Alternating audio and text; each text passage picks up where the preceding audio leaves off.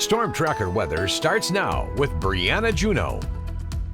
Welcome back. Taking a look at your Great Falls Connecticut iCam, we are seeing a bit sunnier weather, but we do have some cloudy skies on the way and some chances of some rain for the Great Falls area. Currently, those temperatures are sitting around 52 degrees with some wind gusts up to 37 miles per hour. Over in the Helen Opportunity Bank of Montana weather cam, they also already saw some of those showers with those cloudy skies still continuing to push in there. 44 degrees for those temperatures, 35-mile-per-hour winds. It's going to be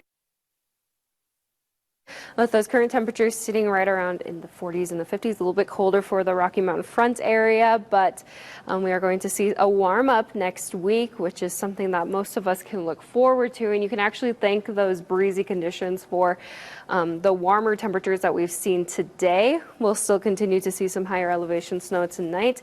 Those gusty winds lasting through tonight and through tomorrow. And again, that warm up on the way next week, and you can thank your upper level patterns for that. Now, we do have an upper level trough that is moving into the area that is bringing that precipitation and those winds. Now that flow is going to turn more northwesterly for some breezy conditions tomorrow, but again, that's just going to push some warmer temperatures into the region before this upper level ridge moves in for next week, which is going to dry things out and warm things up. But here's a look at your future track. What you can expect for most north central and central locations is some snow and some rain. Once this system pushes east out of the area this evening, most of these locations by that Great Falls, Cupbank to Lewistown line will see most of that precipitation, and this will continue through tomorrow morning before drying out, and you can see most of those clouds are decreasing, so we will have a sunnier late afternoon and evening tomorrow. Dry conditions for most of next week, but because of the upper elevation snow that we are getting, that means that we do have some winter weather advisories in effect, mainly for the Rocky Mountain front and the Highwood and Little Belt Mountains. This will last through noon on Monday. We could see additional snow accumulations between 2 to 4 inches for the Monarch, Nyhart area, and then up to 7 inches for Logan Pass. Now, those wind gusts could gust between 40 to 50 miles per hour, so you can plan on some slippery road conditions. Here's a look at your forecasted snow accumulation through tomorrow afternoon. Again, mostly affecting these upper elevations, and anywhere in those past locations is where most of that highest snow amounts are going to sit and be.